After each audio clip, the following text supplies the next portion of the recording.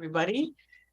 Today is Monday, March 13th. It is 2:01 and we are going to go through our council briefing meeting, call our meeting to order. Madam Clerk, will you please call the roll? Councilmember Herbold. Councilmember Herbold. Okay, we'll come back. Councilmember Lewis. Present. Councilmember Morales. Here. Councilmember Mosqueda. Present. Councilmember Nelson. Present. Councilmember Peterson. Here. Councilmember Sawant. Present. Councilmember Strauss. Councilmember Herbold. Present. Council President Juarez. Present. 8 present. Thank you. I know Councilmember Herbold is here, so there she is. Do we hear her?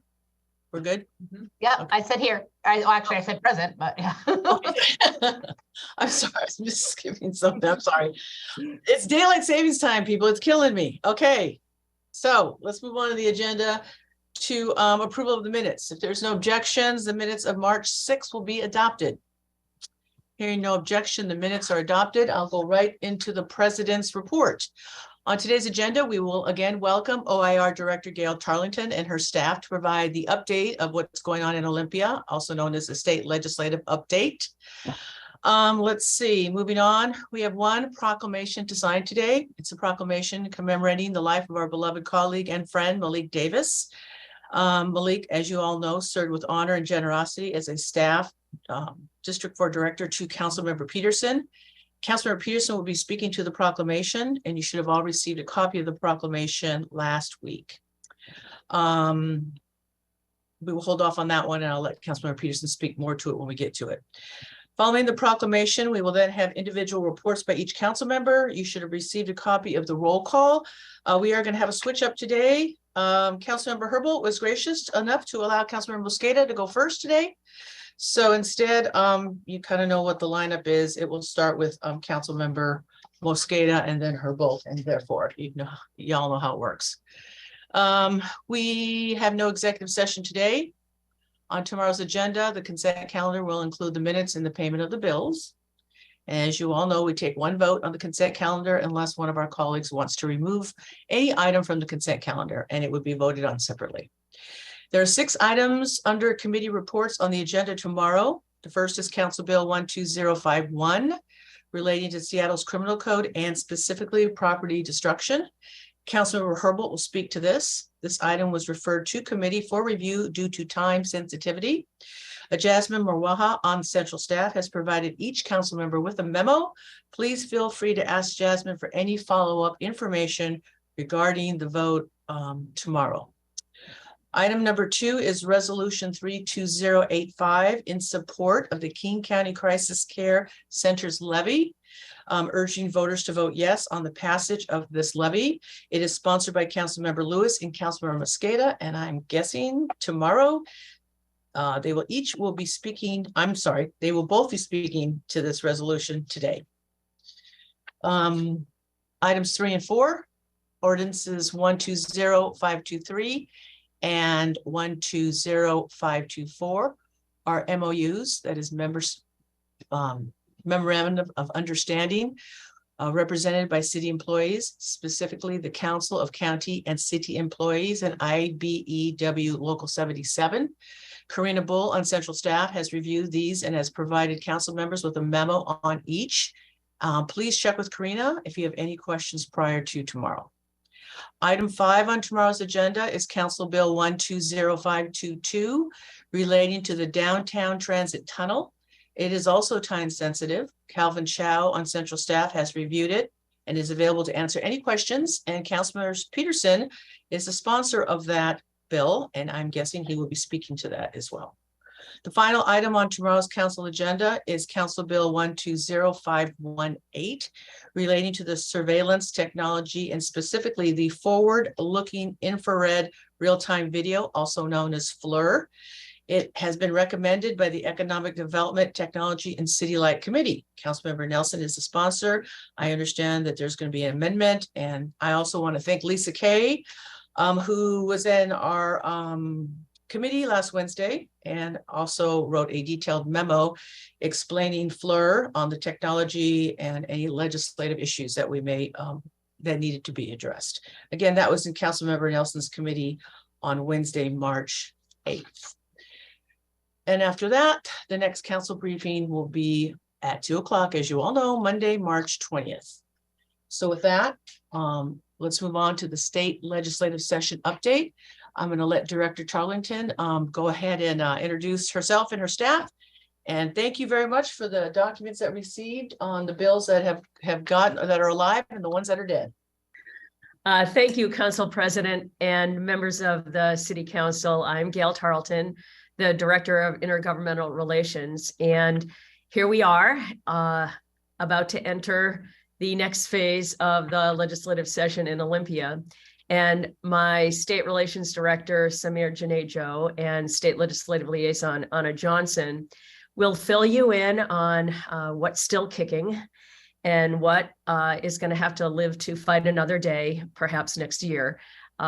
It's a really important month ahead of us as the budget writers prepare their budget drafts, and they'll be waiting for the revenue forecast on March 20th for the state before they reveal their budgets from the Senate and the House side. And so our team is going to be working on bills, policy bills, as well as budget issues in both the appropriations, transportation, and capital budget environments. But I'm going to turn it over to Anna Johnson, who will begin today's update for you. Go ahead, Anna.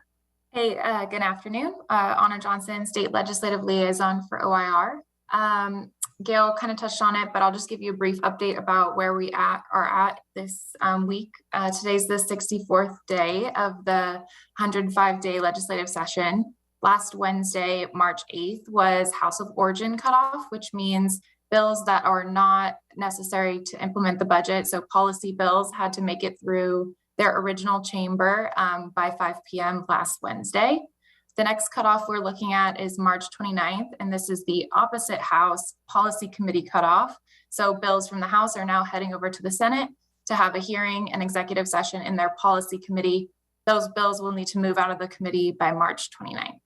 As Gail mentioned, next Monday is the release of the state revenue forecast. And then following that revenue forecast, we will see each chamber, so the House and Senate, will both release their versions of an operating, capital, and transportation budget.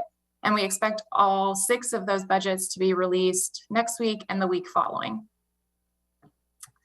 So I'm going to start by giving an update on a couple bills in the climate and environment space. Last Saturday, the House was in session and they took action on right to repair, which is House Bill 1392 from Representative Gregerson. There was a number of amendments defeated on the floor, but the bill passed 58 to 38, so with some bipartisan support. Senate Bill 5144, which is extended producer responsibilities for batteries, passed 42 to 6. So this is broad bipartisan support, and it already is scheduled for a hearing this Tuesday at 4 p.m. The House passed HB 1589 from Representative Dolio. This bill focuses on transitioning Puget Sound Energy to clean, affordable, and reliable energy. This bill passed along a party line vote. Hi, everybody. My name is Samir Janejo, State Relations Director for OIR.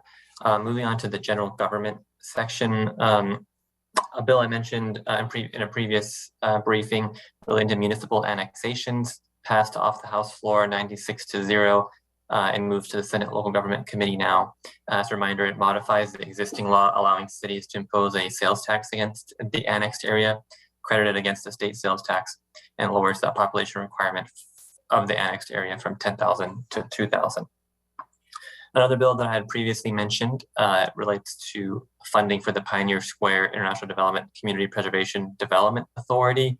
This was House Bill 1510, sponsored by Representative Santos.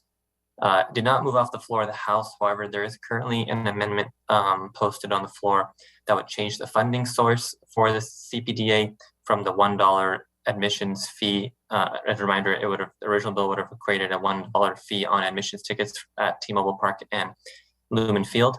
So it changes that to 2% of the state sales tax on any sales at those two stadiums. So if adopted, that amendment would make the bill not subject to cutoff because bills impacting state revenues are not subject to cutoff. So in theory, that bill is still alive and moving. Moving on to healthcare and behavioral health, one bill that the House moved late Saturday night is House Bill 1155, also known as My Health, My Data bill. This it's passed off the House floor 5739, so party line vote after consideration of many floor amendments. The legislation would block websites and apps from collecting and sharing sensitive health data. This is of concern for people who use search engines or health tracking apps, and also prohibits the sale of health data, the use of geofences to send unsolicited messages to people at health facilities, and require any company that collects personal data to create, maintain, and publish a privacy policy for consumer health data. Another bill is related to psilocybin is Senate Bill 5263, sponsored by Senator Solomon. It started out as creating a new regulatory system for legal psilocybin use in the state. It has now been scaled back, so it now just creates an advisory board and an interagency work group to work on developing a comprehensive framework for a regulated psilocybin system in Washington. That bill passed the Senate 41-7. Moving on to housing, the high-profile bill that many folks are aware of is House Bill 1110 related to middle housing. That bill passed the House floor 75-21, so strong bipartisan vote for 1110. The requirements of this bill as it stands now, it has changed a lot on the floor. So the requirements of the bill vary across different types of cities. None of the bill applies to cities with a population of less than 25,000. For cities with a population between 25,000 and 75,000, they must allow 2 units per lot, or 4 units if one is affordable or if it's within half mile of a major transit stop. For cities with a population of 75,000 and above, so Seattle, that would require 4 units per lot, 6 units per lot if 2 are affordable, and also 6 if within a quarter mile of a major transit stop. Those requirements also apply to cities that are within a contiguous urban growth area within the largest city in certain counties. So cities surrounding in the Seattle metropolitan area or the Spokane metropolitan area would also be subject to requirements. The bill does have language that allows cities with an affordable housing incentive program the bill does not preclude them from expanding or modifying their affordability requirements. The bill, as it passed off the House floor, also included an alternative density requirement, which says that, generally says that cities may choose to adopt the requirements of the bill to 75% of lots primarily dedicated to single-family housing, and so the 25% that the density requirements do not apply to may include areas identified as higher risk of displacement. House Bill 1167 is a bill sponsored by Representative Dewar and has a number of residential housing regulations in it. One of them relates to design review. The bill states that cities may only require administrative design review to determine whether a housing development application is in compliance with design standards. This was in House Bill 1026 before. That bill did not pass, but was put into House Bill 1167. In addition to that, 1167 also prohibits cities from imposing regulations on middle housing that are more restrictive than detached single-family housing, and also directs the State Building Code Council to convene a work group to recommend ways that the International Residential Code can adopt certain provisions related to multiplex housing in the International Building Code, and also requires the State Building Code Council to recommend modifications to allow single exit stairways to serve multifamily residential structures up to 6 stories. The House also passed a bill related to accessory dwelling units, requiring cities in a UGA to allow ADUs on any lot and prohibit certain regulations on ADUs. That bill passed 81-15. Moving on to bills related to regulated substances, Senate Bill 5448, sponsored by Senator McEwen, removes the expiration date for liquor license privileges related to alcohol delivery and requires the LCB to create an alcohol delivery endorsement. That bill passed 38-10. Two bills related to cannabis also passed the Senate. One restricts LCB's authority to regulate retail signs and billboard advertising and places that regulation under authority of local jurisdictions. And another provides LCB authority to regulate some non-cannabis products also containing THC. Both of those bills passed 49-0 off the Senate floor. All right, and switching over to public safety, starting with 3 priority bills for gun violence prevention. So Senate Bill 5078 from Senator Peterson establishes duties for the firearm industry. Specifically, it requires firearm industry members to establish, implement, and enforce reasonable controls regarding the manufacturer, sale, distribution, import, use, and marketing of firearm industry members' firearms and related products. It also authorizes the Attorney General to investigate suspected violations of firearm industry members' duties and enforces those actions against the industry members. House Bill 1143 from Representative Berry is known as the training and waiting period bill. This enhances requirements for the purchase or transfer of a firearm by requiring firearm safety training and establishing a 10-day waiting period. It also prohibits firearm transfers prior to the completion of a background check. House Bill 1240 from Representative Peterson is the assault weapons ban. This bill was the House of Representatives 5 o'clock bill last Wednesday. Typically, each chamber reserves either a controversial bill or a bipartisan bill to introduce at 5 p.m. to conclude the House of Origin cutoff. So all 3 of those gun violence prevention bills passed along party line vote. Last Friday, the Senate took action on Senate Bill 5536. This bill is related to the Blake decision and possession of controlled substances. This bill passed 28-21. However, 15 Democrats voted no on this bill. The bill that passed out of the Senate increased the penalty for knowing possession of a controlled substance or counterfeit substance to a gross misdemeanor. It created a pretrial diversion program for individuals charged with possession. It requires the courts to impose minimal jail sanctions on defendants convicted of possession who refuse treatment or willfully abandon substance use treatment or consistently fail to comply with treatment. It also requires the courts to vacate convictions of possessions for defendants who successfully complete their treatment. Next, I'm going to talk a little bit about vehicular pursuits, but it requires a little bit of backstory. So 2 House bills didn't make it through the 5 p.m. cutoff last week. Those included the House Bill 1363 from Representative Rule. This was related to vehicular pursuits, as well as House Bill 1513 from Representative Street, and this was related to traffic stops.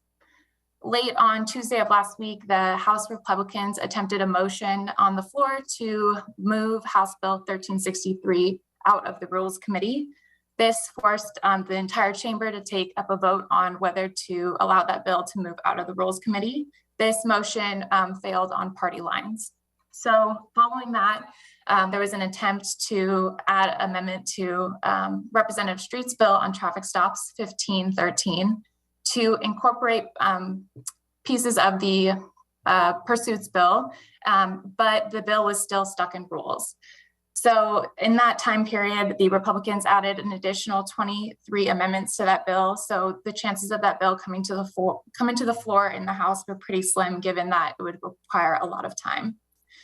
So on Wednesday afternoons, this was House of Origin cutoff last week, a procedural move was taken by the Senate to take up Senate Bill 5352. This was another bill related to vehicular pursuits that had not received a public hearing in the policy committee and was not under consideration in the Senate. But a procedural motion was made on the floor to take up that bill.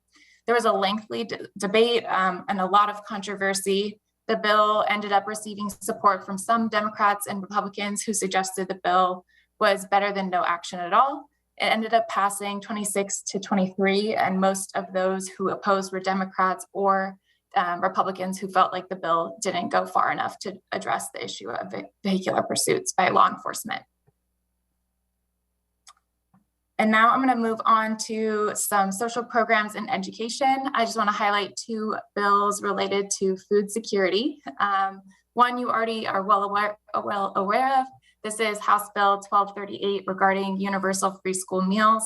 This passed off the House floor 93-3.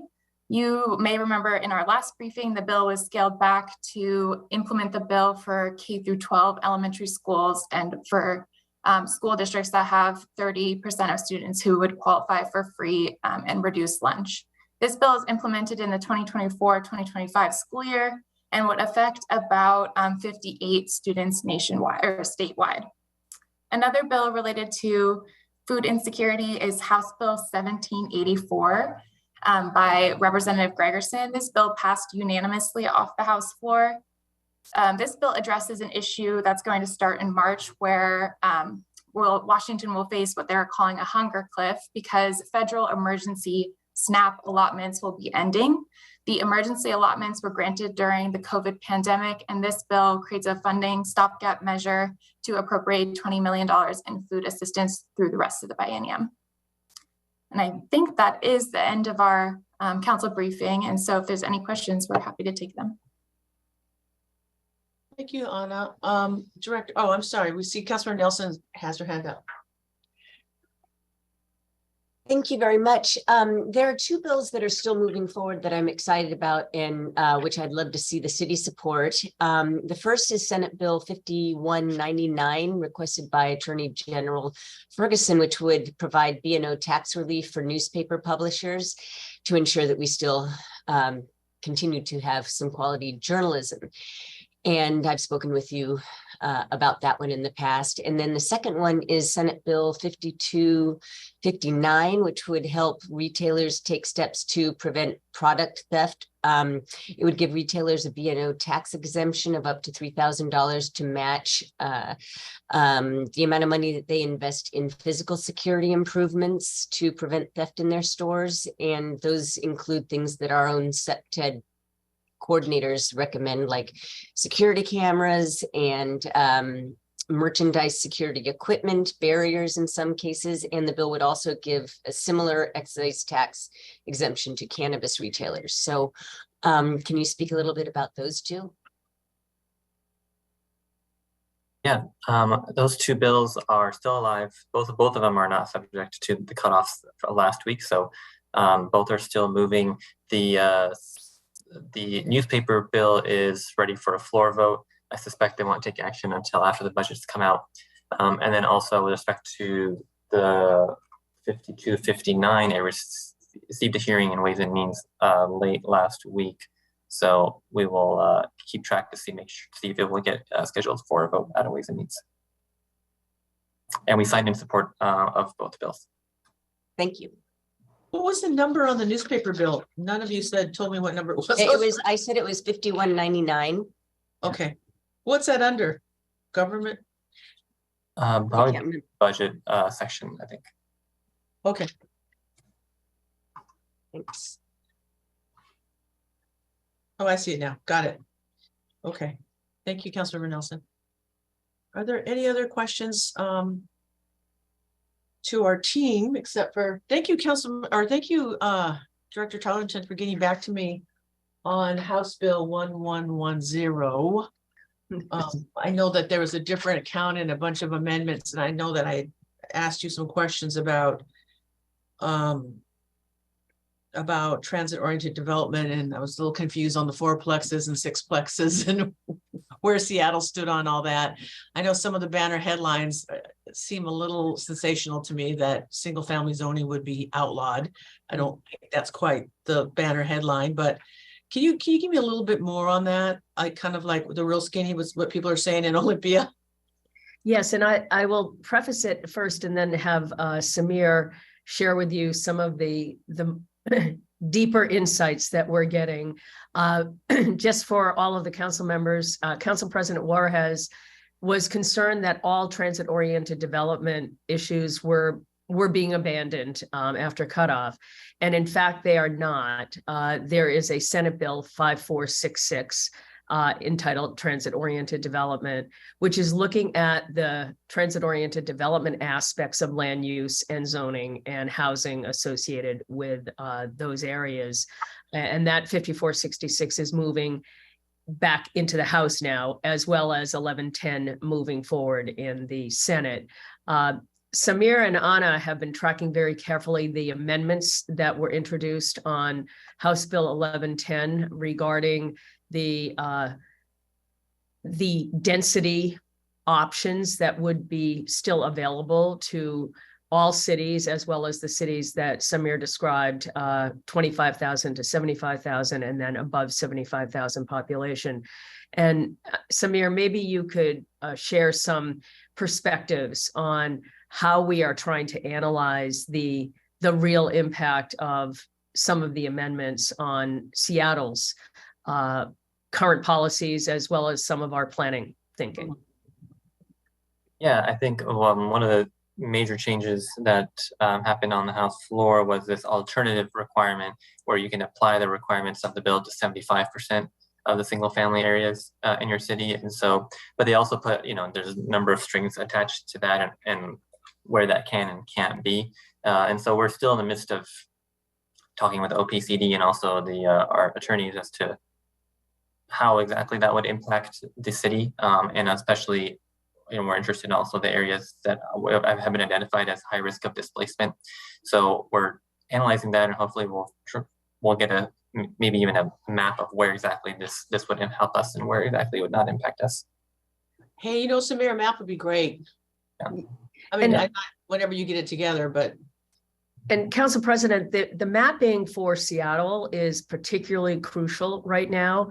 Not a lot of cities went to neighborhood zoning, okay? And we were one of the first to adopt the accessory dwelling units and detached accessory dwelling units. And so we're trying to do mapping that integrates both the housing options and the land use options in House Bill 1110, overlaid on the transit-oriented development, very specific conditions of what areas constitute transit-oriented development requirements. And so these maps are essential, and our Office of Planning and Community Development need to help guide us. And Samir, I know it may have happened between last Friday and today, were either House Bill 1110 or 5466 scheduled for hearings in their respective committees yet? Yeah, so 5466, the transit-oriented development bill, is scheduled for a hearing on Thursday in the House, and House Bill 1110 is scheduled for a hearing in the Senate on Friday. Okay, I'm going to ask a kind of a dumb, convoluted question because I'm still trying to, and thank you, Gail, for getting back to me and explaining some issues. I guess just as a general policy issue, what I was concerned about was that and we talked about this, about zoning and planning decisions, aren't always best handled locally. I think a lot of, this is just my opinion, but some of the single family zoning issues are relics and are tied to redlining. And so my concern was this, and I'm not pointing the finger at anyone, I'm just saying going forward, what we've learned from history is I don't want to see where we have an opportunity to have people get to live other places and maybe a little bit more density, and that it isn't always just tethered to whether or not there's a bus stop or a light rail station there. That is my main concern, because then we're back to just the density in those areas that are already dense. And that's my concern. So I'm not saying that single family zoning isn't important. I get that. I understand that. But that was what I wanted to kind of to parse out with you guys, and seeing at some point if we could have that map overlay so we can just start seeing what it looks like. Because I think both can be true. I think you could have density other places, and it can also be tied to transit. I mean, that you can do both. So not either or. I see Councilmember Herbold has her hand up.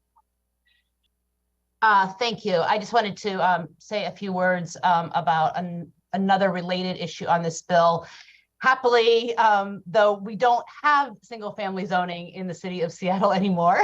But as it relates specifically to some of the work that OIR has done on this bill, I really want to, I've been thinking of mentioning it in past updates, but this seems like the right time to do so. I want to thank OIR for working to get a mandatory language included in the bill that clarifies, very importantly, that cities that have affordable housing incentive programs like Seattle's mandatory housing affordability program, that we even with the requirements of this bill, we can still impose our own affordability requirements. So thank you so much for your behind the scenes work getting that language added. Seems to be the only thing about this bill that the Seattle Times Ed Board does like.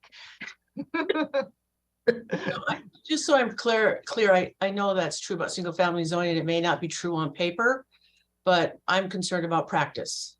I'm concerned about code words of character. I'm just gonna say it, that's what concerns me.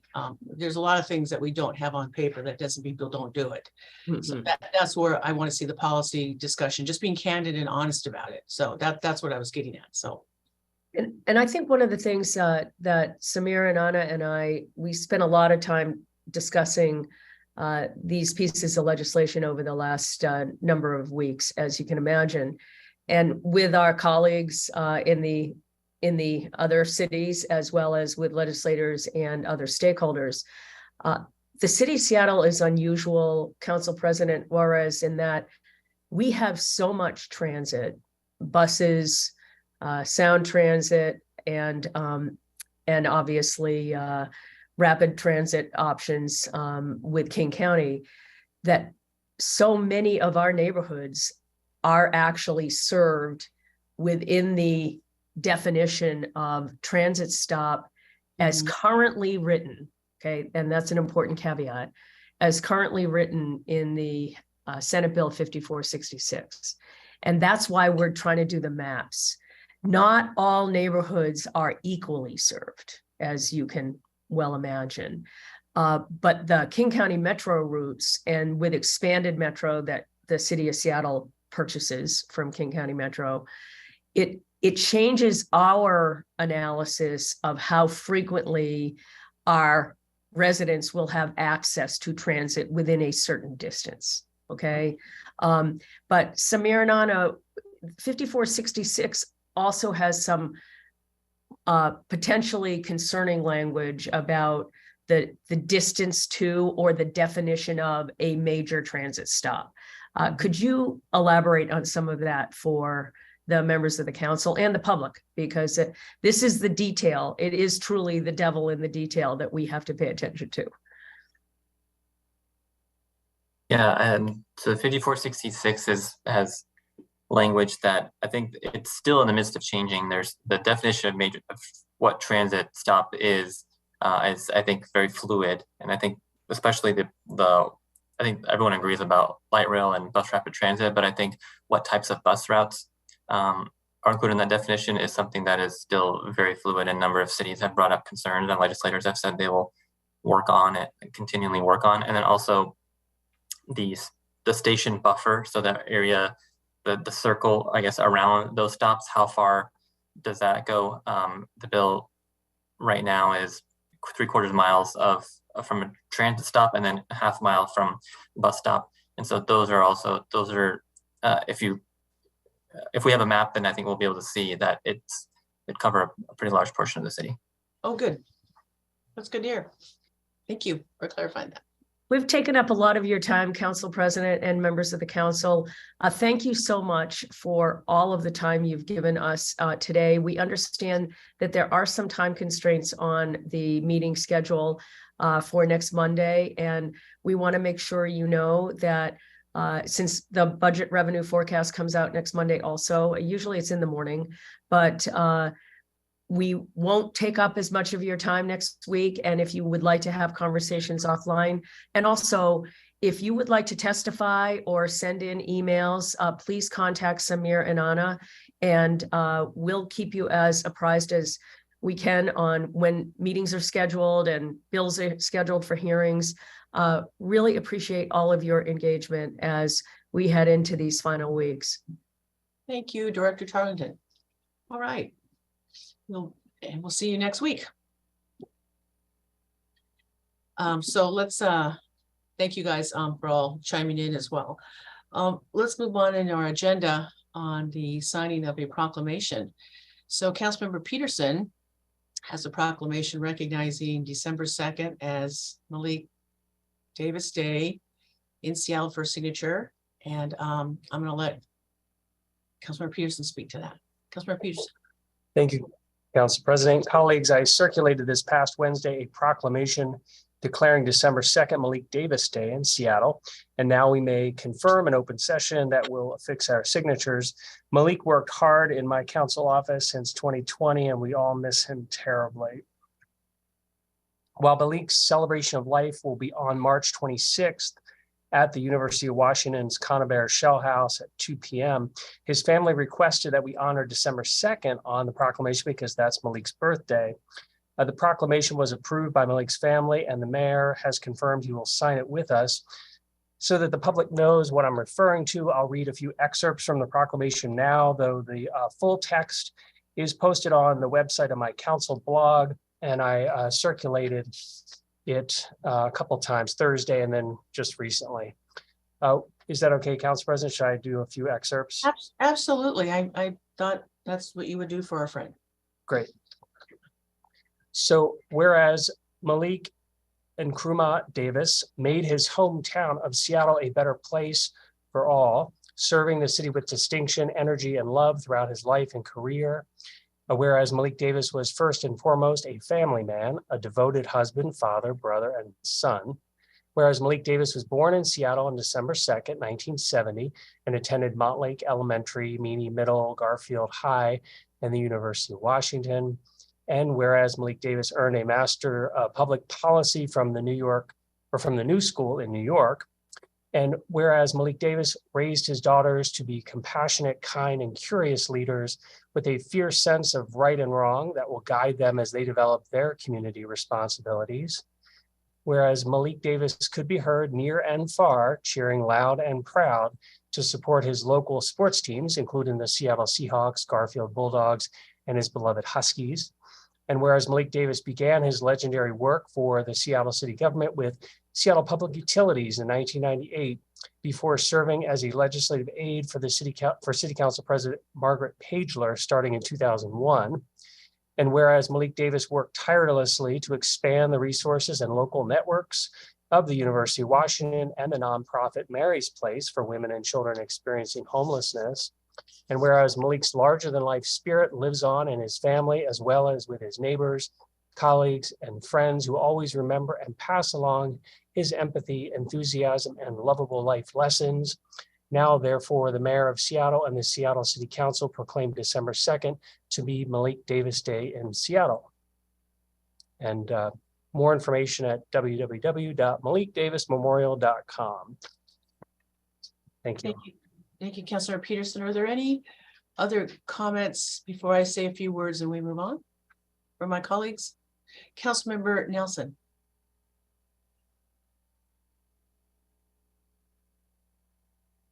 So I guess now is the time when we say a couple words about Malik. And I'm signing this because Malik took me under his wing on my very first day on the job as an LA for Councilmember Richard Conlon in January 2002. And he just introduced me to people and showed me around and told me what's what in a way that only Malik can do. And this was in the old days when City Hall was across the street where that hole is right now. And the front area where LA sat didn't have any walls or doors or anything, which means that you could hear Malik all the way down the hall. As you know, he was always laughing, razzing people, council members and LAs alike. And I just wanted to, and he stayed that way. A mentor to me throughout when we were working together and helping out my LAs here in the office, and he's still calling me out.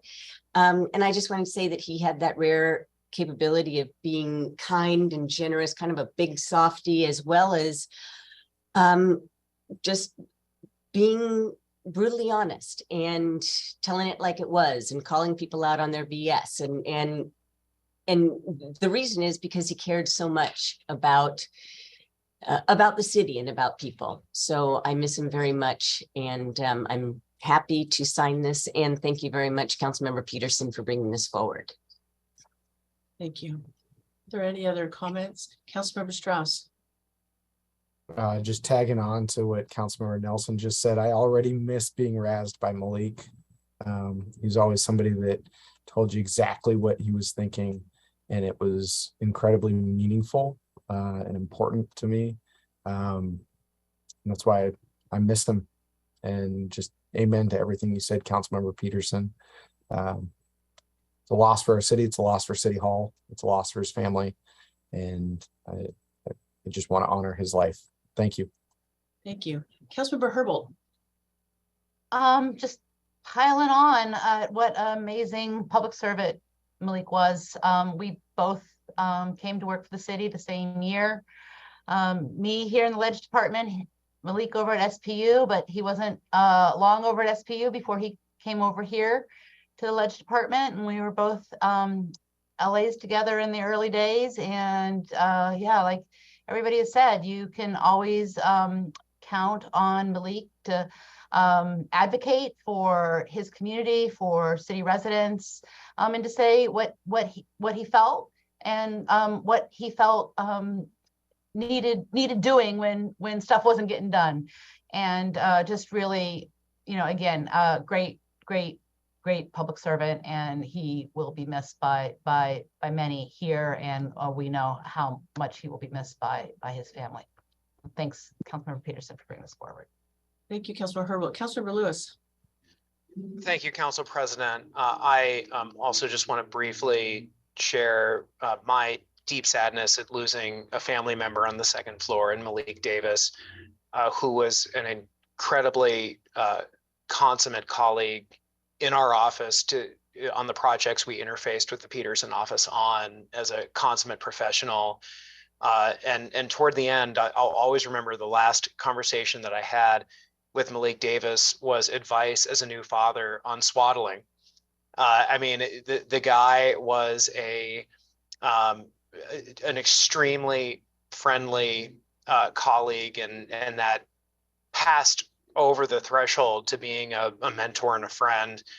And I just cannot fathom the second floor without Malik's presence, and I'm going to really miss him dearly and thank him for the time that I did get to spend with him, and I'm going to dearly miss him. So thank you, Councilmember Peterson, for bringing this forward. I'm very pleased to affix my name later in the program. Thank you, Councilmember Lewis. Councilmember Peterson, I just have a question. Did you, I like the resolution that you drafted or the proclamation, I'm sorry. And I think what kind of made me, when I was reading it, is towards the end where you have Malik's favorite pie flavors were sweet potato pie and key lime pie. It's funny, I'm glad you said that, because he had mentioned that to me one time about potato pie. I don't know why, and you put it in there. I can't say much more except, you know, Malik was a good friend, and I want to thank you for doing this. So hopefully on December 2nd, we will have sweet potato pie or key lime pie in recognition of Malik Davis Day, December 2nd, 2023. So thank you. Thank you. Is there anything else you want to add before we move to the vote? No, thank you. Thank you, Councilmember Peterson. And with that, Madam Clerk, will you please call the roll on those that would like to affix their signature to the proclamation presented by Councilmember Peterson, recognizing December 2nd as Malik Davis Day. Councilmember Herbold. Yes. Councilmember Lewis. Yes. Councilmember Morales. Yes. Councilmember Mosqueda. Aye. Councilmember Nelson. Aye. Thank you. Councilmember Peterson. Yes. Councilmember Sawant. Yes. Councilmember Strauss, Yes. and Council President Juarez. Aye.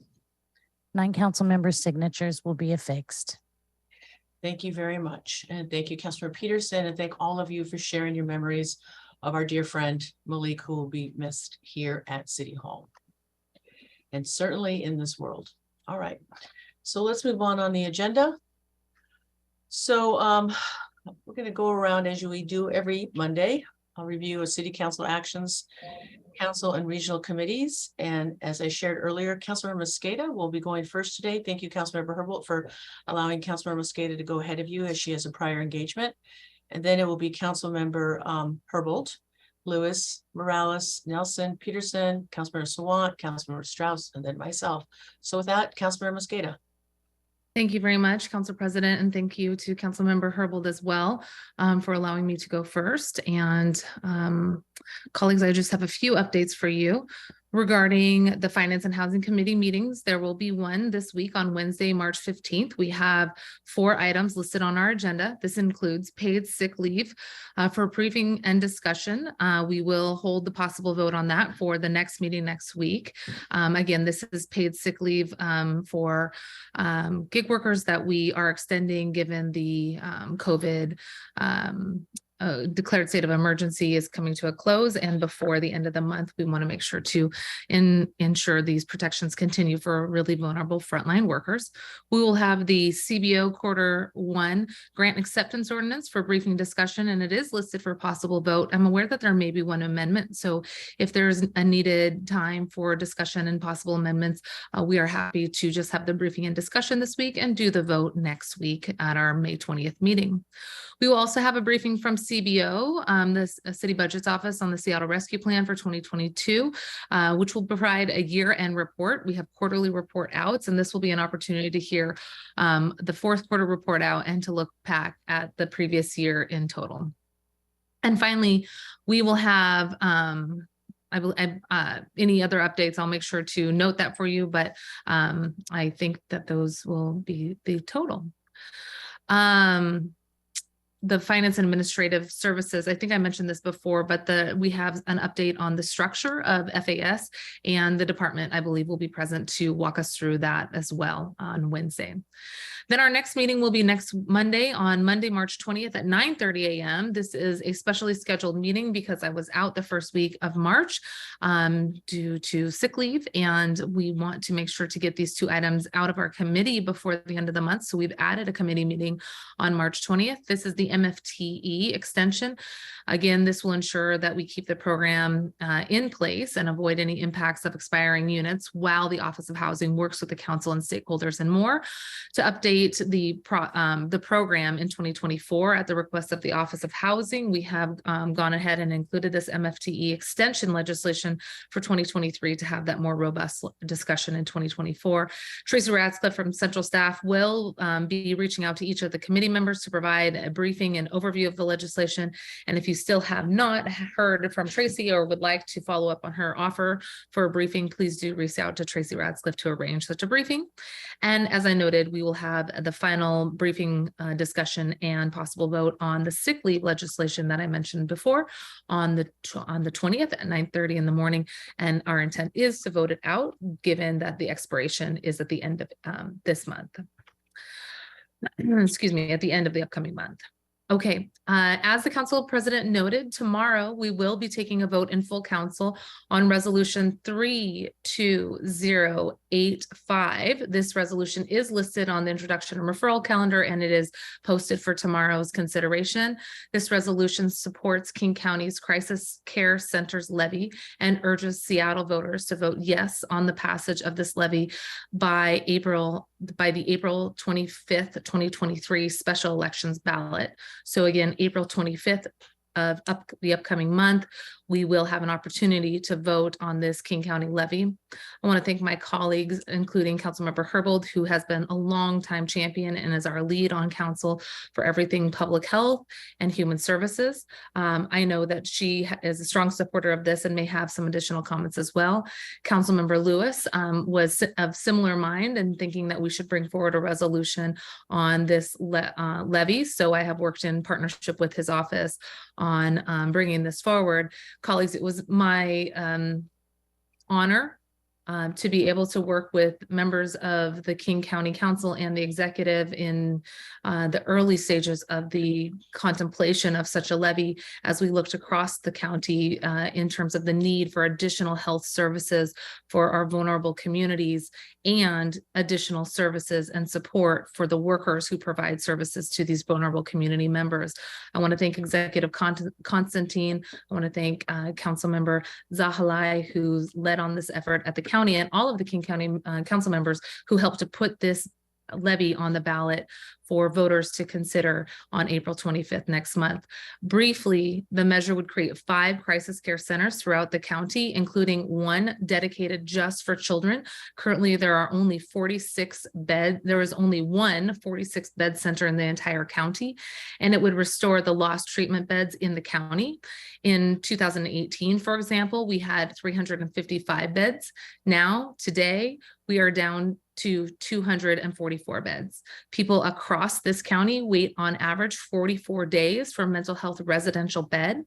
And this levy will also do a tremendous effort in increasing and growing the behavioral health workforce by creating pathways into this sector by increasing opportunities through apprenticeship programs while investing in equitable wages for the workforce.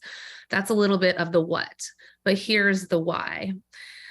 Addiction is not unique to working class folks, but it is a problem that disproportionately faces many workers who are workers of all types, of all ages, and all incomes. And it is for this reason that I asked for permission from the MLK Labor Executive Secretary, Katie Garrow, who shared this story about the impact of mental health needs and behavioral health needs within the labor movement, as she shared this story at the MLK Labor Delegates meeting last month. Katie shared a story similar to what many of us have experienced personally, and many of us know individuals in this area who have seen and experienced family members who need access to behavioral health and mental health treatment. Katie's father has been to rehab 3 times, and she shared this story in her own words. My dad, like so many men, worked manual labor for 35 years, had both knees and shoulders replaced, and got hooked on pain medications. Over the course of his active addiction, he lost his home, spent his entire 401k, filed for bankruptcy, survived a life-threatening stint in the ICU, and was living in his car by the time he was ready to get help. He never learned how to cope with his feelings. His divorce, his subsequent separation from his longtime partner after her mom led to the death of 2 parents, came cascading at the same time, and he suffered deeply without the tools to survive. Katie continues, he has 6 years now clean, and we have the kind of healed and close relationship that is unfortunately rare and deeply cherished amongst families where addiction occurs. But there was a lot of pain and trauma to get here for all of us. Katie continues, the first time he went to treatment, it was $30,000. And he had union insurance at the time. So his share was only $500. And that was 15 years ago. The wait time to get a bed for him was 1 day. And let me tell you, it was an arduous and painful day. For my dad, the withdrawals began and he tried to bolt out of there. He began detox at home, which we now know was very dangerous to do without medical supervision. The desperation I felt that day would have turned to crushing hopelessness if my dad had to wait 44 days. Treatment gave him a second chance at life. They gave us a color wheel and thoughts on how to talk to each other about our feelings. He went to therapy for the first time in his life. My dad is now enrolled in medically assisted treatments program. Suboxone and methadone are both at MAT programs. He lives with my brother, a couple of acres in Thurston County, where he feeds the dog and pushes my 3-year-old niece on her swing that he built. We talk regularly about his online dating pursuits, and even though he's no longer active in NA, he participates in group therapy monthly. As Katie Garrow says, It is not lost on her that her dad did not have to wait 44 days for a bed, nor did he spend any time in jail. That's because he had a union job and because he was white. We all deserve to recover. We all deserve to live full lives and to do better by our children than our parents were able to do for us. This is not a weakness, it's progress, concludes Katie. In April, when this shows up on the ballot, I hope that all of Seattle will do our part to destigmatize addiction and recovery and find healthy coping mechanisms in our own lives. And I hope today, council members, you will join us in considering voting for Seattle, the city of Seattle's efforts here through this resolution to endorse the King County Behavioral Health Levy and to vote yes on tomorrow's full council agenda. In doing so, we will be joining SEIU 775, MLK Labor, the 34th District Dems, SEIU 1199, the 36th District Dems, the Chamber of Commerce, Microsoft, Asian Counseling and Referral Services, the South King County Professional Firefighters, IAFF Local 27, Valley Professional Firefighters, Vashon Island Firefighters, and so many more, including the Gun Alliance, NAMI, Recovery Cafe, and Sound, the forefront of healthcare, along with the Bellevue Chamber. Please find additional information at their Vote Yes on Prop 1 website, and thanks again for your consideration tomorrow.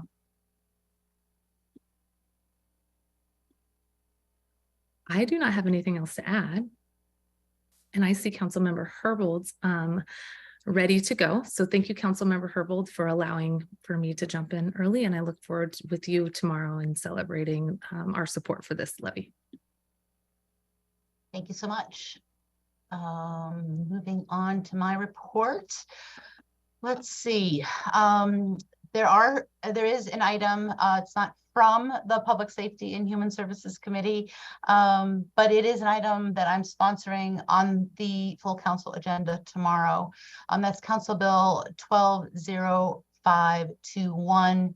This did not get a hearing, committee hearing. It is going directly to full council because this is a risk management bill proposed by the city attorney to mitigate a possible risk with our current code that has come to light within the context of a current lawsuit. The legislation brings Seattle City Code more in line with state law. That's RCW 9A48090. And it does so by adding a provision taken from that section of state law regarding graffiti. You all have received a follow-up email to last week's email from central staff about this. Just making hopefully crystal clear that my objective as sponsor of the transmitted legislation was to address only the risk exposure that the law department identified, because otherwise, if we were going to be dealing with some of the policy issues around graffiti offenses, I would want the bill heard in committee to discuss those policy issues. And so consequently, the bill itself only makes the changes necessary to address the risk exposure. So that's full council tomorrow.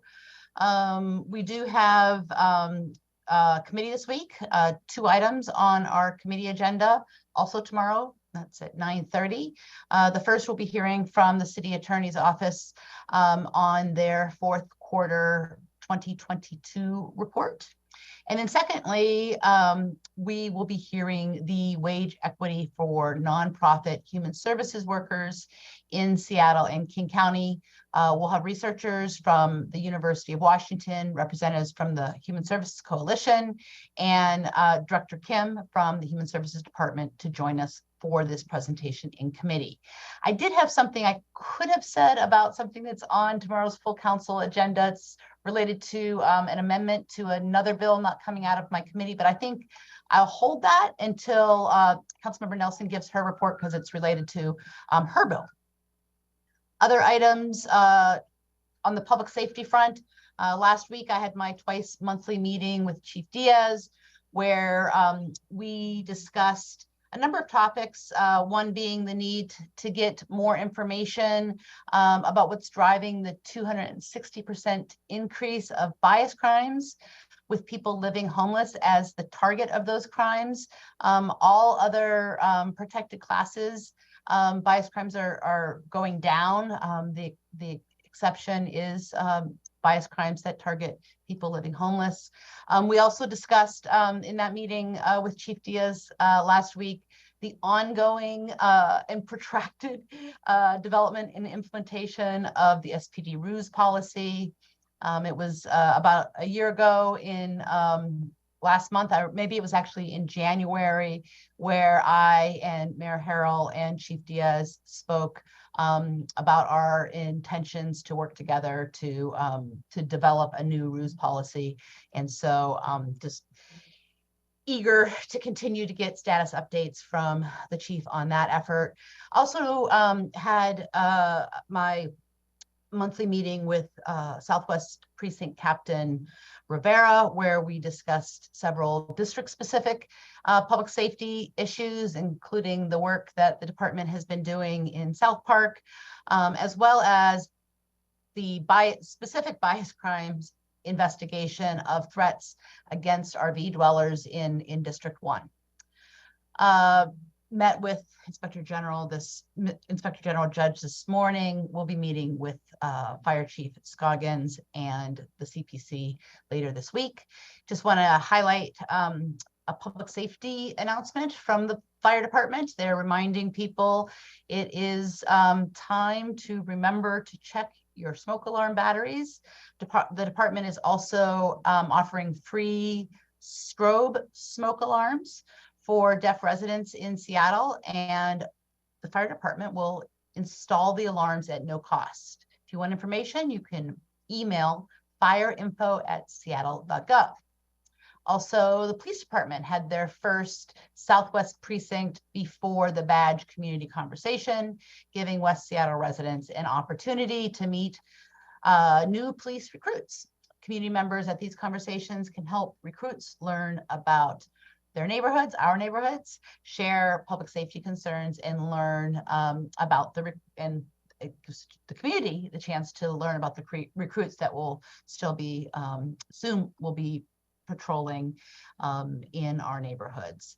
These conversations are going to be happening throughout the city through May 8th, and you can find out more about them by going to publicsafetysurvey.org/index.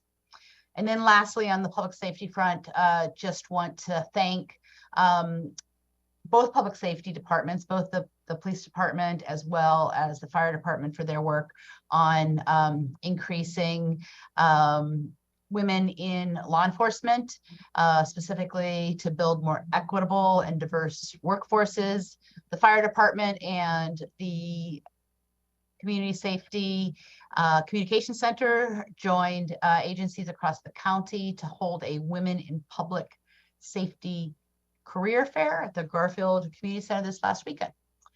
Right now, we know that only 12% of sworn officers across the U.S. are women, and really appreciate the department's efforts, as well as our 911 call center in addressing that lack of diversity.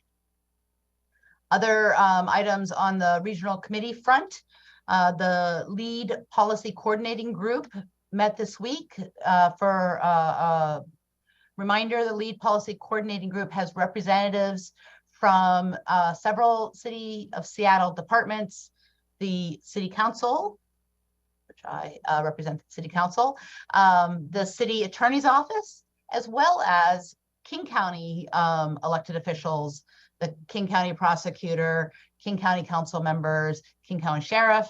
We've also got the Police Department represented. So it's really an important group that works on identifying the emphasis for our shared investments in this public safety framework. The PDA is putting out a request for additional organizations to join the LEAD model, and we got a presentation from King County on their efforts to put out a competitive RFP for LEAD services. We briefly talked about the fact that LEAD isn't a program that can be just RFP'd. So how we're going to work on doing that, collaborating with the King County to recognize that the PDA is more of a project manager and LEAD is a collection of agencies that provide the services. So we'll be working more on that to ensure that the county understands all elements of the LEAD model, and to ensure that there are 1,000 people who are currently served with these dollars. We need to make sure that they continue to be well served through that RFP process. Later on this week, the King County Board of Health is meeting on Thursday. We'll be getting some briefings on youth cannabis, THC access, and then we'll also be doing some public health strategic planning and hearing about the state legislative session from the public health side of things. As far as events coming up, this morning, I started off the week with a meeting of the Regional Homelessness Authority's Housing Command Center. It was great to observe this all hands coordination meeting that takes place every day to ensure continued progress by Partnership for Zero as it works to end unsheltered homelessness. For the current count is 977 folks in downtown Seattle. And their emergency response model that they're using has been long recommended by our city auditor. And we're just really happy that participants have been receiving ongoing technical assistance and support from HUD. And then lastly, just wanted to flag that after the Public Safety and Human Services Committee meeting a couple weeks ago, we have been talking with the executive about reconvening our 911 alternative response group to maintain and expedite progress on our dual dispatch pilot. And tomorrow I will be meeting with Council Central staff. Councilmember Lewis is going to be joining us, leadership from the Community Safety and Communication Center, the Mayor's Office, the Police Department, and other city departments and offices to review our timeline and build towards launching that pilot program this year. That's all I've got. Does anybody have any questions or comments? Looking, seeing none. I'll pass it on to Councilmember Lewis. Thank you, Councilmember Herbold, and great to hear that you had the opportunity to go to the command center for the King County Regional Homelessness Authority. It is highly recommended to colleagues if you've not had the opportunity to do that yet. And Jeff Sims, our old alumnus from Council Central staff, will be happy to be the conduit to help get you in there. So definitely strongly encourage that and agree with everything Councilmember Herbold said. So my own briefing items. Tomorrow we will take up resolution 32085, as Councilmember Mosqueda indicated in her remarks, in support of King County's Crisis Care Center levy, urging voters to vote yes on the levy's passage during the upcoming April 25th special election. This critical levy will connect our behavioral health system and create a network of crisis care centers. I won't belabor the description, since Councilmember Mosqueda indicated it fairly thoroughly in her own briefing. And I do thank her office for their partnership on this in bringing it forward, and appreciate Councilmember Herbold's partnership along with myself and Regional Policy Committee moving this forward a couple of months ago to this next stage, and looking forward to voting in April in support of this measure, and making sure that we as a council can go on record urging our neighbors to support this critical investment at a critical time. In committee this Wednesday for the Public Assets and Homelessness Committee, we will welcome the Human Services Department and the King County Regional Homelessness Authority to provide their report on responses to unsheltered homelessness in the fourth quarter of 2022 and their findings from 2022 as a whole. Additionally, we will consider an appointment to the Woodland Park Zoo Board of Directors. Finally, this week I will be attending the Downtown Seattle Association's annual State of Downtown event and keynote speeches. Really looking forward to that gathering tomorrow evening, and looking forward to reporting back on some of the details from the State of Downtown, as there's always a pretty good rundown of current ongoing initiatives and some of the progress that is being made in restoring an active and exciting downtown neighborhood. Finally, clean city data for February 27th to March 3rd. Approximately 442 needles were recovered and 61,440 pounds of garbage from 119 park pickup locations were recovered. And with that, Council President, I don't have anything else to add. So if there's not any other comments, I don't see any comments or questions on the report. I will hand it over to Councilmember Morales. I do apologize. I similarly have a commitment that I need to get to, and we'll be leaving briefing a little bit early. But I will hand it over to Councilmember Morales and appreciate the check-in this Monday. So appreciate it. Councilmember Morales. Thank you, Councilmember Lewis. Good afternoon, colleagues. Let's see, last week, the Neighborhood Education, Arts and Rights Committee met. We had a few different briefings, one on the timeline for implementation of the Social Housing Board. We had a briefing on the RSJI ordinance that will be voted on in committee at the next committee meeting. And we had a briefing on the creation of a development advisory committee for the UW Medical Center Major Institution Master Plan. That was voted out of committee and will be on the March 21st full council agenda. Excuse me. My 7th grader brought home a head cold, and now it's my turn to have it. The next committee of the next committee meeting, sorry, will be March 24th at 9:30. Last week, I met with our HSD director, Director Kim, to understand some data disaggregation questions that I had. We also talked about the work of the Unified Care Team, and she gave us a briefing on some of the work that's happening there. We also did have the first meeting of the Social Housing Implementation Roundtable Task Force, basically reviewed the city obligations and the responsibilities of the other board appointing entities. So as those entities finalize their own application processes, I'll be sharing information with you via these briefings. And just so my colleagues know, the Social Housing Board is a 13-member board, but only 2 of those appointments are confirmed by the City Council. So the other board members are approved by their own appointing entities. We will bring those to council to seat the board, but we only approve the 2 council appointments.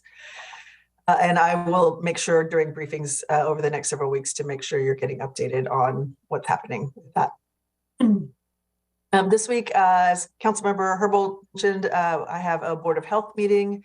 I'll also be attending a press conference later this week with the mayor's office and with Deal at La Escuelita, which is a preschool in District 2, where my own daughter attended as a preschooler. We'll be meeting Wednesday morning there to announce the launch of the expansion of the Seattle preschool programs application process. In district, last week I had in-district office hours at Cafe Red at the Othello Station neighborhood.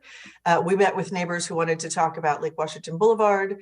We also met with several homeowners who live in New Holly, who are having some challenges with their home maintenance issues. So we're going to be working with them to see if we can provide some assistance there.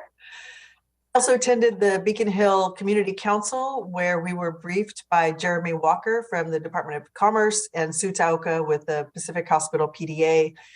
They were there to talk to us about the Capital and Operations report on the Pacific Towers quarters buildings. There are several buildings on what was formerly the PacMed campus, several living quarters that community over the years has been interested in turning into youth housing, particularly for young people who are experiencing homelessness, who need mental health assistance and job training. And so we are just beginning the conversation of what a design process for those projects might look like.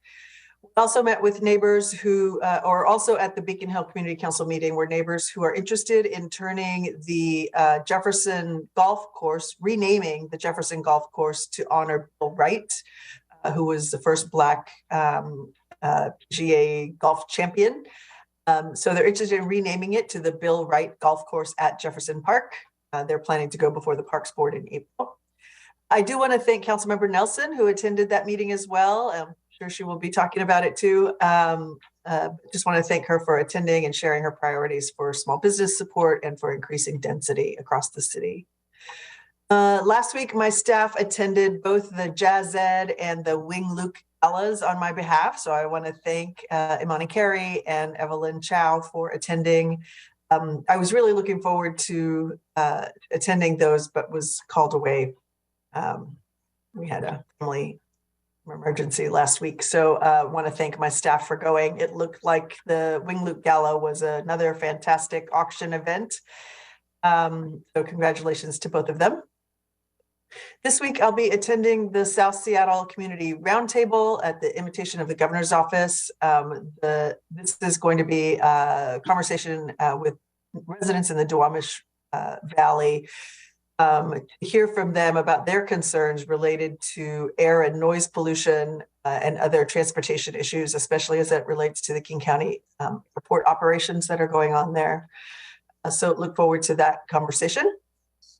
My staff will be attending the Automated Traffic Enforcement Town Hall at the Rainier Arts Center tomorrow night, hosted by Whose Streets Our Streets, as well as the Southeast Seattle Education Coalition's monthly meeting on Thursday. That is all I have. This week, colleagues, if there are any questions, I'm happy to take those. Not seeing any, I'll hand it over to Councilmember Nelson. All right, thank you very much.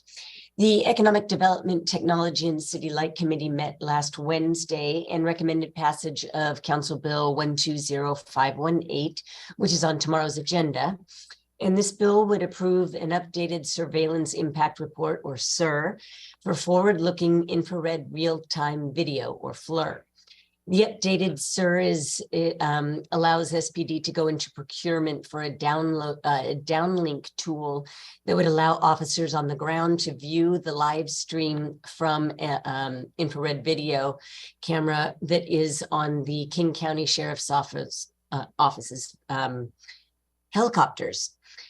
And this update is necessary because it's a material change to the use of the FLIR that Council authorized in 2021. So currently, officers rely on the helicopter pilot's voice narration of the live stream, and the ability to view events themselves will improve the speed of SPD's response in the case of a natural disaster or an active shooter or some other kind of emergency. The executive requested that Council approve this updated SIR tomorrow, or we'd risk losing a federal grant to pay for this technology. And if you have any questions ahead of tomorrow's meetings, I urge you to reach out to Lisa Kay of Central Staff. Councilmember Herbold, would you like to address this now, or would you like to wait until I'm done? Whichever is your preference. Why don't you go ahead right now? Fantastic. Thank you so much. So yes, there is one very, I think, simple amendment to Council Bill 120518. It requests that the police department maintain a list of identification numbers, sometimes called tail numbers, of the helicopters that are being used to deploy the FLIR technology. The amendment is proposed in response to stakeholder feedback. SPD has reviewed the amendment. They've given helpful input on an earlier draft that we've incorporated in the amendment that we have before us. The amendment concept was discussed in committee, but we did not have the actual language at the time. I recognize that it is the preferred procedure of the council that amendments be resolved in committee instead of full council, but we do have a pressing deadline of March 14th for the full council's action. And consequently, we're working on this legislation in one committee instead of two. So appreciate everybody's flexibility in allowing this exception. Thank you, Councilmember Herbold, and I do consider this a friendly amendment, so I'm fine with that. All right, and then I was just going to add that last week we also had a briefing by Seattle IT on their work in 2022 and their priorities for this year, and we had a really interesting presentation from City Light on their plans to and the principles that are guiding the electrification of our transportation network. And when I say transportation, I'm meaning electric vehicles on our transportation system, and not just passenger cars. It also includes garbage trucks and drayage trucks and buses, etc. So if you missed that, I encourage you to watch the Seattle channel. All right, so last week, let's see, getting here, it was a privilege to meet the president of Finland, Sauli Niinisto, and hear his perspective on the war in Ukraine and also what Finland's potential entry into NATO will mean for the alliance. And he came with a delegation of business leaders, including the president and CEO of Nokia, of which T-Mobile is a major client, and also the president and CEO of, I believe it's pronounced Neste, which makes jet fuel from recycled cooking oil. So that was really interesting, but I also want to note that that was the National Nordic Museum's first head of state visit, which is testimony to the stature of this asset in Seattle. It's also my first meeting of a head of state too. Okay, last week I also was a guest at the Beacon Hill Community Council and Green Lake Community Council. And on Thursday or Friday, I met up with OED's Chris Swenson in front of the iconic apartment building that was featured in the movie Singles, for an interview with Como's Chris Daniels for a story that he was doing in advance of Oscars night last night on Seattle film. And of course, we talked about the Film Commission. And on Sunday, my policy director, Stephen, and I attended the Wing Luke annual dinner and auction celebrating hometown heroes. It was great to hear those stories of people that are making a difference in the CID. Meetings I have this coming week. On Tuesday, I'll join Councilmember Lewis at Downtown Seattle Association's 18th annual State of Downtown at the brand new Seattle Convention Center Summit building. And so Councilmember Lewis already went through a bit about what that event is about. I'll add that the keynote address will be given by economist and urbanist Ed Glazer, who is a professor of economics and chair of the economics department at Harvard. He's authored several books, including Survival of the City and Triumph of the City, and is a frequent contributor to national publications. Let's see, and on Thursday, I cannot attend, but my Chief of Staff, Jeremy Moan, will attend a panel discussion with local arts and cultural leaders hosted by Inspire Washington and Congresswoman Pramila Jayapal. And among the discussion topics will be the impacts and effects of the pandemic on our arts and cultural institutions. And this is really important because according to Manny Cowling of Inspire Washington, Seattle has one of the, if not, I think it's the lowest audience return to venue rate of any other city on the West Coast. I believe he said that audiences are 35% down from pre-pandemic numbers.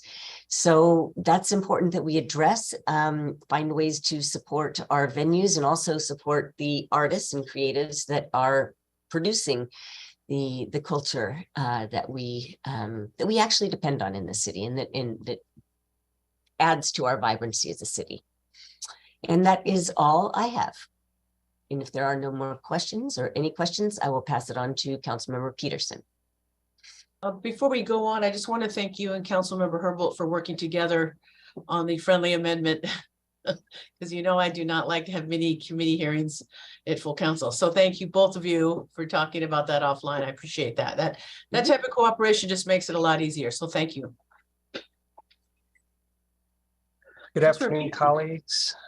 While there are no items from the Transportation and Seattle Public Utilities Committee on the full council agenda tomorrow afternoon, there is one transportation-related item. As we know, Sound Transit and King County have shared their responsibilities for the downtown Seattle Transit Tunnel, which includes several transit stations. At long last, we will soon unify all responsibility under Sound Transit for the safety, cleanliness, and operation of those downtown tunnel stations. As a party to the interconnected 20-plus-year-old agreements that govern the use and responsibility for those downtown stations, the city must still execute a transfer and conveyance agreement, which is what is being authorized by Council Bill 120522. In the central staff memo circulated last week about that legislation, central staff identified no concerns with the legislation. If you have any questions about that, Council Bill 120522, you may direct those to Calvin Chow on our City Council Central staff. Our next meeting of the Transportation and Seattle Public Utilities Committee will be next Tuesday, March 21st at 9:30 a.m. We'll have 3 items. We'll have a briefing and discussion on the progress SDOT has made implementing the 10 recommendations from the September 2020 audit of city-owned bridges. As you may recall, we ordered this audit of city-owned bridges after the sudden cracking and closure of the West Seattle Bridge in early 2020. The city audit found several bridges in poor or suboptimal physical condition. One of the key findings is that repair and maintenance of our bridges has been historically underfunded. Other themes of the audit included the need to improve overall asset management techniques and procedures. In 2015, the Move Seattle property tax levy promised investments in bridges, and during the past 2 years, the council has taken the initiative on multiple occasions to increase funding for bridges. So many of us are eager to hear from SDOT how they will be investing those funds. We will also have a briefing from SDOT to discuss their reaction to the recently completed federal audit that mentioned several SDOT projects. As you may recall, the Seattle Times posted an article last month describing parts of that federal government audit. The audit was conducted by the Inspector General of the U.S. Department of Transportation, and its recommendations were directed at various administrators within that federal department. But the report has potential funding implications for Seattle. I've asked our own city auditor, David G. Jones, to join SDOT at the committee table in case they can lend additional expertise regarding this federal audit. I spoke directly to the U.S. Inspector General's office after their report was published, and they confirmed that U.S. DOT must resolve the concerns itemized in the audit by December 31st of this year. Our Transportation Committee will also have a briefing and discussion from City Council Central staff on transportation projects that could be built if we move ahead with a funding source that is used in 70 other Washington state cities and across the nation. These are, of course, transportation impact fees. In addition to an overview reminder of what impact fees are and how they work elsewhere, we will highlight the many multimodal transportation projects in every district that would be eligible for such funding. This is merely following through on a commitment the council made and repeated nearly every year since 2017 to keep this funding option viable. For more information, you can go to the council's website, seattle.gov /council/issues/impact-fees. If you're a community member who's been eager to see Seattle benefit from one or more of these transit, pedestrian safety, bike safety, bridge, or freight mobility projects, but have been told there might not be sufficient funding within our current budgets, you might want to attend this meeting. That concludes my report. Any comments or questions? All right, we'll turn it over to Councilmember Swan. Thank you. Thank you, Councilmember Peterson, and good afternoon, everyone. There are no items on tomorrow's City Council agenda from the Sustainability and Renters' Rights Committee. The next regularly scheduled meeting of the committee is this Friday, March 17th at 9:30 a.m. That committee will discuss and vote on appointments to the Seattle Renters Commission and will also discuss the legislation to cap late fees for renters at $10, which my office is bringing forward alongside renters' rights activists, union members, the Stay Housed, Stay Healthy Coalition, and Socialist Alternative. There are currently no limits to the fees Seattle landlords can charge renters for overdue rent, as I've reported before in council briefing sessions. Some renters have told us they are charged upwards of $250 as soon as rent is overdue, and many leases have clauses where landlords can charge an additional $40 or $50 every day the rent is late. Other renters have even faced late fees and then late fee notice delivery fees, which is an additional fee for the privilege of getting a late fee. For working class renters, obviously this is a punch in the gut for being a couple of days late on rent. And for people who are temporarily unable to pay rent, the late fees can spiral out of control. Renters do not get paid late fees when their landlords delay fixing broken appliances, heating, or mold infestations, yet renters have to pay rent on time regardless of whether or not their landlord completed repairs. Landlord talking points say that they need late fees to motivate their tenants to pay rent on time, but this has absolutely no basis in statistical evidence. And furthermore, anyone who has ever struggled to pay rent knows this is absurdly untrue. Working class renters do everything in their power to pay rent on time because there are few things as terrifying as having overdue rent and making your situation even more precarious, and anything close to eviction is completely frightening. In fact, Auburn and Burien have already capped late fees at $10 a month, and renters continue to pay their rents in those cities. The late fees bill was discussed in concept at the last meeting of the committee, and now it is on tomorrow's introduction and referral calendar of the City Council. I intend to list it on Friday's agenda for possible vote, but of course, if members of the public need more time to weigh in, then I'm happy to consider giving it another meeting before voting. That's the report from my committee. Are there any questions before I end the report? Hey, Councilmember Swan, I got a question. Yes, President So, Waters. thank you. And I remember, and maybe these bills died, I can't remember all in my head, but I think you and I had a conversation, I can't remember, but how your late fee fits in with some of the state late fee stuff, if there's some dovetailing going on there or duplication. Do we know anything about, or will we know more about that Friday? No, actually, I'm glad you're asking because I actually spoke about this at the briefing, I believe last week or the week before. I think it was last week. Yeah, House Bill 1124, that's the one you're referring to, that was just killed by the Democrats. I mean, it never came to a vote, unfortunately. And yeah, it was not as strong as the bill from my office, but also it has just not gone forward. So unfortunately, there's no dovetailing. Oh, so that died then. It's on Yeah. our dead list, 1124. Yeah. And was that the one where they're terminated junk fees? I could be wrong. Believe so, but I'm not sure actually. Okay, good. All right. Thank you. Thank you for asking. Yeah, that's important to note. In fact, we were in my office, we were tracking what was happening in the state because we wanted to make sure that, I mean, we want things to be won at the state level because it'll help renters statewide, obviously. And we wish it had gone forward, but it hasn't. And Ted got us the Burien one, right? Yes, I think so. And Yeah, if not, I'll make sure. Yeah. The two cities that you talked about, I'm Yeah. pretty sure. That's what Auburn and Burien. Yeah. Yeah. So I just got to find it somewhere. The other two, if Ted got them to us. So hopefully Ted is listening. So. Yes. Thank you, President Waters. Thank you. If there are no other questions, I will pass it on to Councilmember Strauss. Thank you. Colleagues, great to see you this afternoon. Just for the good of the order, before I get into my committee report, we reopened the Ballard Commons Park this last weekend with a grand reopening celebration. Overall, it was an amazing celebration. And I want to thank the Parks Department, specifically Tom Diamond, the Ballard Alliance, specifically Mike Stewart, Devin Reynolds, Kate Hoffman on my team, and all of the community organizations that made this event a success. Activation at the park will continue through Thanksgiving, and if your organization wants to host an event in the park, please reach out to me and my team and we'll help get you on the calendar. Land use committee items on full city council. There are no items from the land use committee on tomorrow's full council agenda. Regarding policy falling under other committees, I have an item regarding the transportation committee. Last Friday, I wrote Mayor Bruce Harrell and SDOT Director Greg Spots requesting outreach and design of the missing link to be completed along Market Street, Leary Avenue, and 17th Avenue.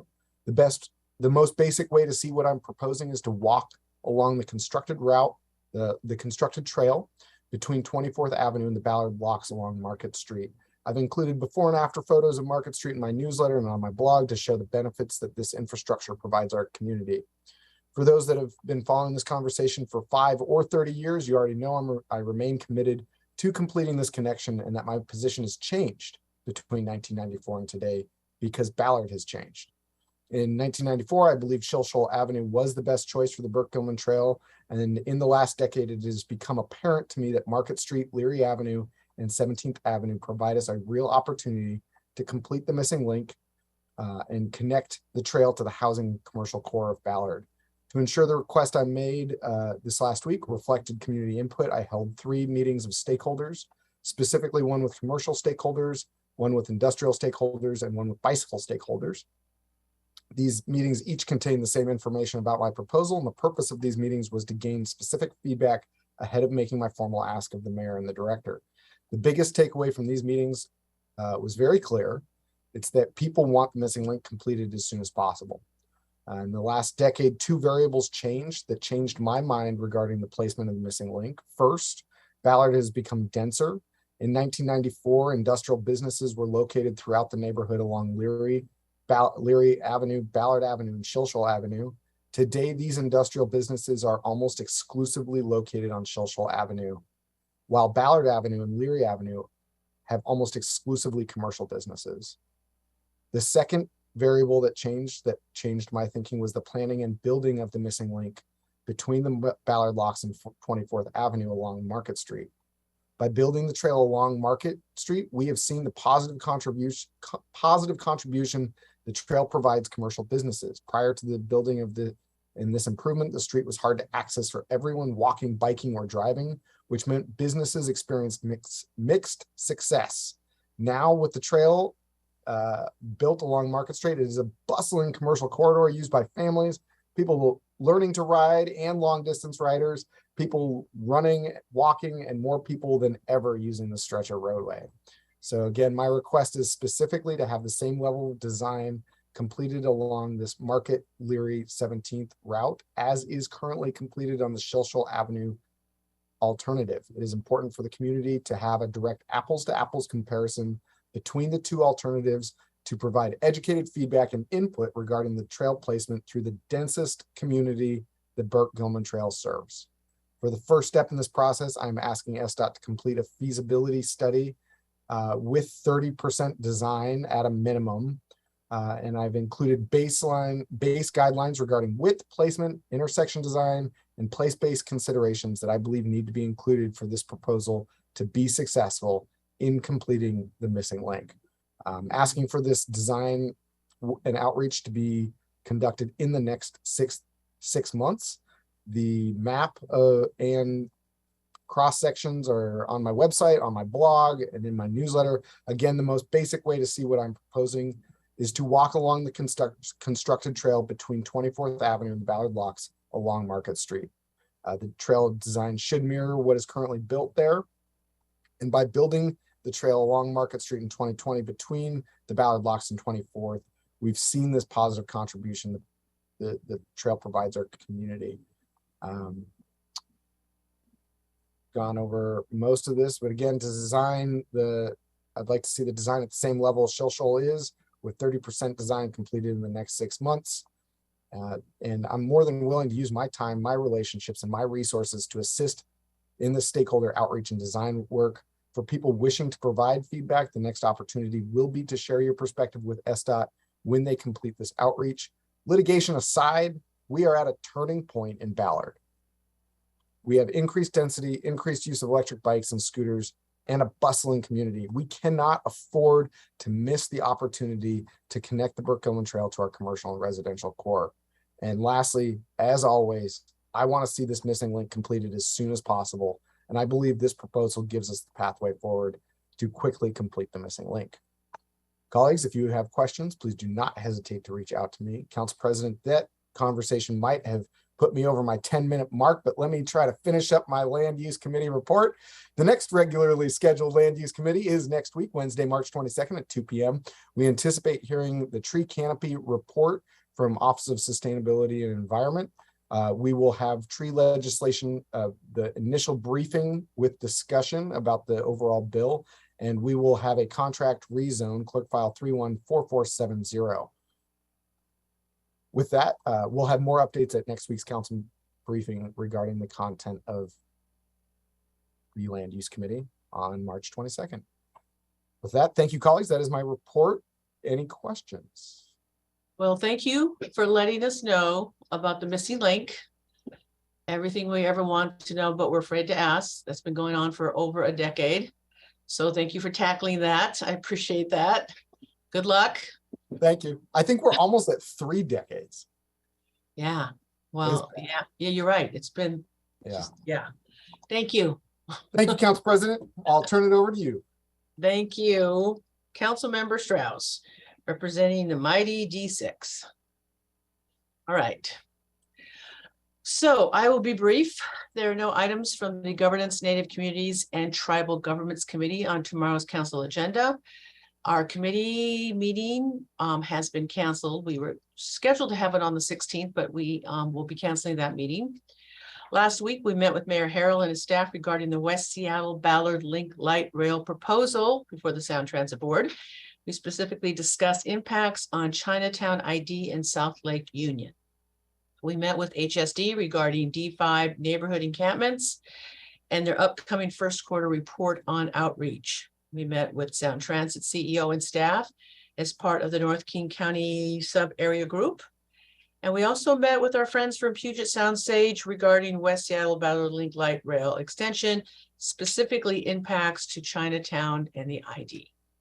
And I did attend the Sound Transit System Expansion Committee, though I'm not a member, but the mayor is, but I can attend the meeting as a board member, in which they voted on the West Seattle Ballard I can never say the whole thing, light rail extension. So the full board vote will be on March 23rd. The issue with CID-ID and Danny Westlake or Danny Terry will not be on the 23rd. That was actually set aside for a moment for some additional discussions. Moving forward, we participated in the first meeting of the Economic and Revenue Forecast Council this year. Thank you, Councilmember Mosqueda, for chairing this meeting.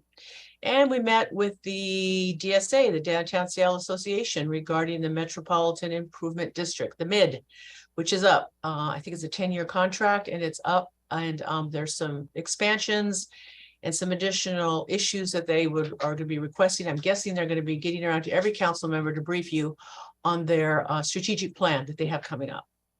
Coming up this week, we will continue to meet with multiple constituency groups regarding the light rail issues. That is, of course, the CID and the ID and Westlake. And let's see. And I think that's it. Yeah, that's it. That's all I got.